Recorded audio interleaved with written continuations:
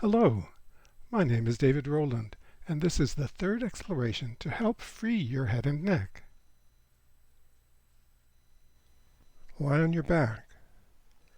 Your eyes can be open or closed, changing whenever you like. Your legs can be long, or your knees can be bent and your feet standing. One leg can be long and the other foot standing, whichever is comfortable. Feel free to change the position of your legs any time. The tissues that envelop your head are very important elements in the process of freeing your head and neck.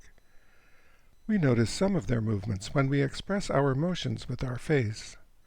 But there's a lot more going on all around your head that you may not pay attention to, yet which plays a big part in having freedom of movement not only for your head and neck, but throughout your whole body. I'm going to ask you to use your hands to slide your skin in various ways over and around your head.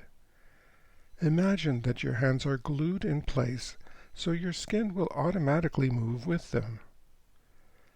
As you slide your skin, under your hands you'll feel the changing contours of your bones.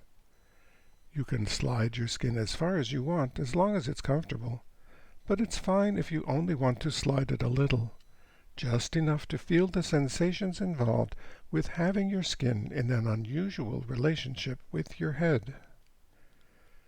You'll automatically be using your hands and your arms and your shoulders to make these movements, but for the sake of simplicity, I'll only ask you to move your hands.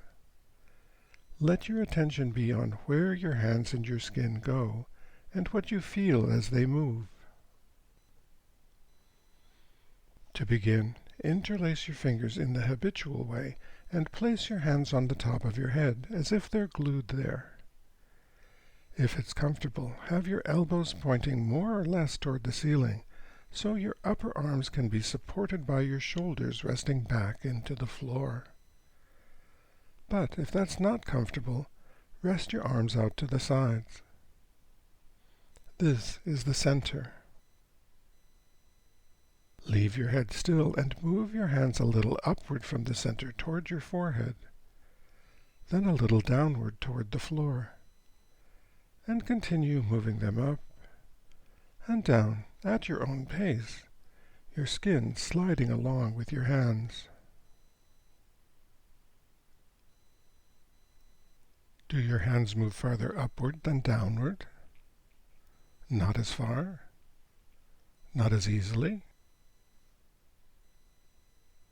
Pause your hands in the center, then move them to the right, then to the left, and continue moving them right and left from side to side.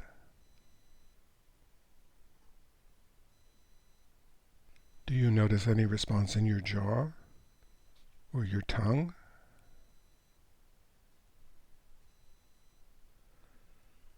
Pause in the center with your hands on your head. Next, outline squares. From the center, move your hands upward, then to the right along the top of the square. Next, move them down toward the floor along the right side of the square. Then to the left along the bottom of the square. Move them up toward the ceiling along the left side, to the right along the top again, and continue around at your own comfortable pace. Right, down, left, up, and so on.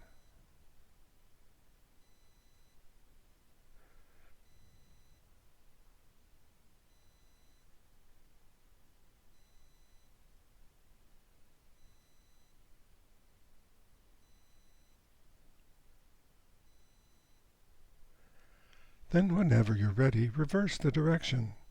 So if your hands are on the top of the square, move them left, then down toward the floor along the left side, to the right along the bottom, up toward the ceiling along the right side, to the left along the top of the square again, and on around.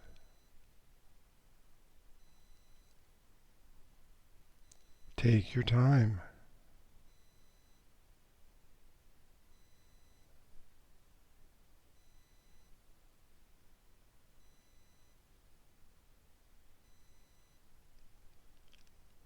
Then when you're ready, turn the squares into circles.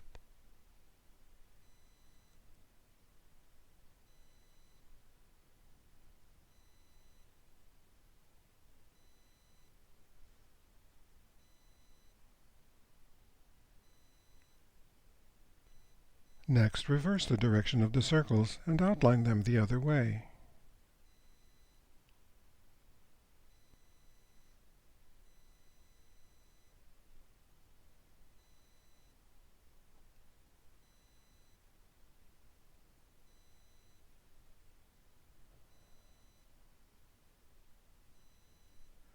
Pause.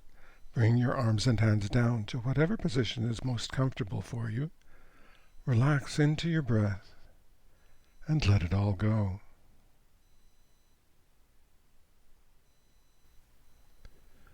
Listen as you take your time to come to standing and eventually to moving about.